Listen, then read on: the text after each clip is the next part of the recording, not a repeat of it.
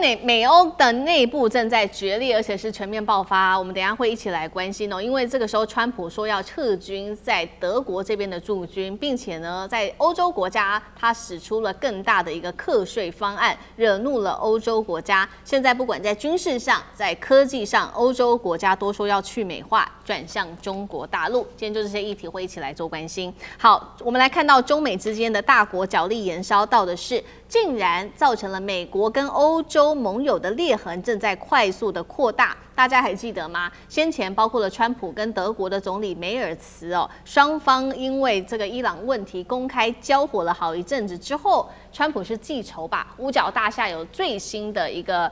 宣布，我们来看到的是，他宣布从德国立刻撤军5000名撤军，扬言接下来可能还会撤出的国家，包括了在意大利跟西班牙等等，在伊朗的问题上一直都不挺美国的这些盟友们，并且呢，针对于俄乌战争，现在呢，川普也特别跟这些欧洲国家说了，接下来会出现在武器上的长期延误给你们，告诉这个英国，告诉波兰跟立陶宛、爱沙尼亚，你们好自为之。这些武器包括会延迟的，像是海马式多管火箭系统等等，等于欧洲防务会陷入在空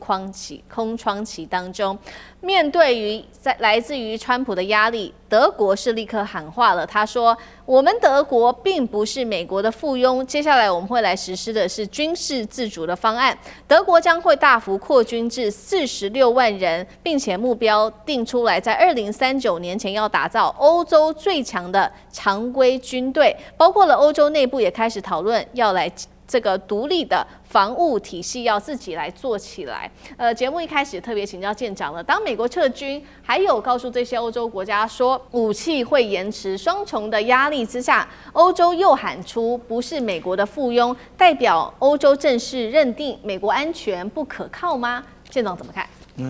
当德国说他们不愿意当美国的附庸的时候，就代表他们当了美国附庸很久了。那这个问题呢，其实他的前一任，也就是肖兹讲过，就提过，而且呢，还是在肖兹卸任的时候，他特别的强调，也就是如果说从那一个时间点来看，也就是2年前来看的话，如果德国要补充它的一个军事装备补到齐的话，要2030年。那为什么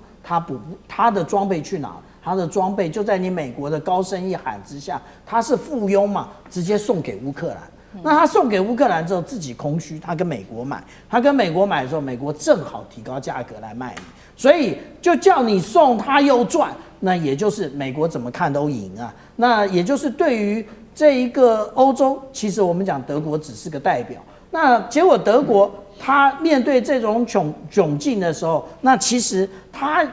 也就是只好现在慢慢的大家都想到了马克宏所谓的战略自主啊，所以他们现在说我们欧洲要自己来，对不起，你欧洲自己来要等很久啊。那如果说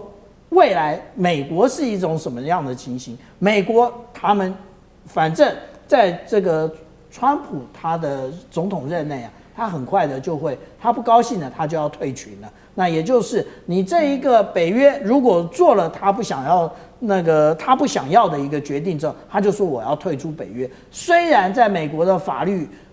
也就是我们现在所看到的这一个国务卿卢比奥，他当初就是为了怕第一任的川普做这个决定，他立法禁止啊。那所以但是美国可以用其他的方法啊，也就是我武器晚一点给你，我可不可以先给台湾呢？对不对？所以这个中间方法很多啊。所以我们讲到说，现在美国还要求所有的北约盟国，他要将他的军事国防预算呢，从可能不到2%提升到3%，那你在这么快的时间要求，你跟谁买武器？你又是要跟美国买武器啊？但是我们已经看到了，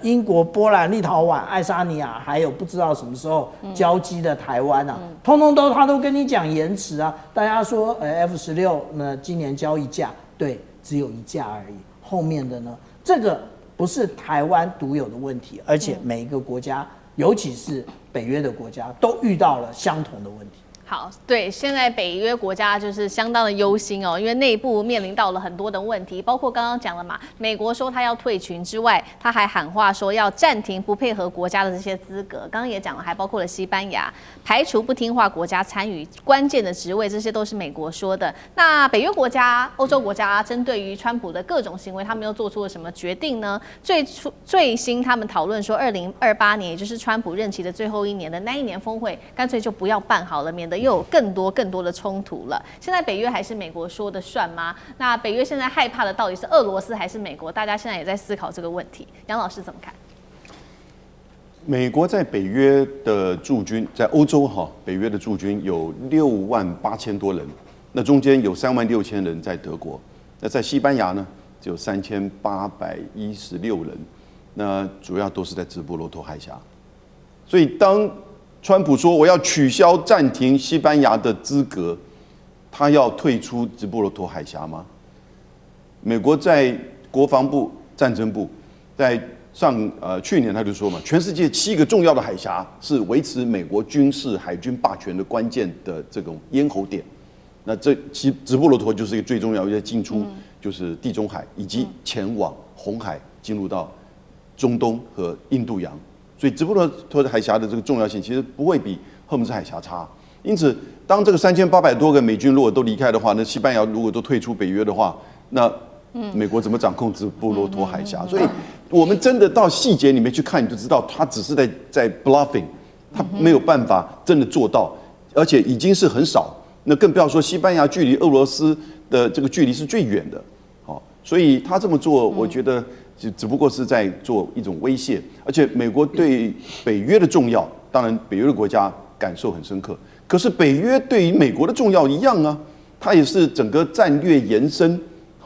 美国虽然是有2大洋，所以他把2大洋的另外一端视为它的叫做前进部署跟前进防卫的所在，一个就是在北约，另外就是第一岛链，就很清楚嘛。太平洋的第一岛链在太平洋西岸这边，所以如果说北约开始面临瓦解，你开始做北约撤军的时候，你自己失去一个战略的这种延伸，然后呢，你失去一个从欧洲到北非到中东的重要的基地。你看看3600个在德国的这些美军，几乎所有的重要的基地、空军，然后呢，指挥中心通通都在德国，是，所以它减少5000人了。3600减5000，36000减5000也没什么了，所以都在 bluffing， 是，所以会议最好不要开，免得他回来的时候呢，又在那边大放旗词了。好，这个是针对于北约的问题。那另外一方面，欧洲国家不满的事情，其实还有经济上面，因为川普又有新动作，他宣布是针对于欧洲汽车还有这个卡车关税还要再上调到25%。欧洲反击说，美国你又违反了协议，你是一个不可信赖的国家。那针对于欧洲在科技上面也决定不要再依赖美国了。我们来看到法国250万公务人员，他们改用自己的这个作业系统，不用 Windows。丹麦也改用自己的作业系统取代微软。西班牙也导入了自己的开源系统。委员怎么看？是，我想这个其实我刚才提到过嘛，布里辛斯基当时在写大棋局的时候，他说，如果世界是一个棋盘，欧亚大陆就是棋盘的核心，谁掌握了欧亚大陆，谁就掌控了世界。所以像刚才这个永明兄是国际政治的专家，他就提到了美国的部署。一方面用北约，另外一方面用第一岛链，它长期以来巩固住在欧亚大陆上的这个控制权跟牵制的能力哦。那么更不要讲说北约这些国家是美国坚若磐石的盟友哦，就还不要讲最近，就前几年在拜登时代，他甚至准备把北约的势力拿到印太来支援他的印太战略，去组什么小北约了。结果现在也不过是几年的时间，先不要讲小北约怎么样了，就大北约都已经快要完蛋了，就是被川普自己人给搞砸了。季辛吉当时曾经提过几个很重要的呼吁哦，他说：第一，对美国来说，秩序是最重要的，美国一定要当国际秩序的捍卫者。结果呢，川普现在变成了国际秩序的破坏者。第二，他说要学习跟对手共存，可是美国却想尽了各种办法去打击、牵制、封锁他的对手。第三，更关键的是不要让这个世界走向两极化。现在看起来这个世界正在走向两极化，川普的所作所为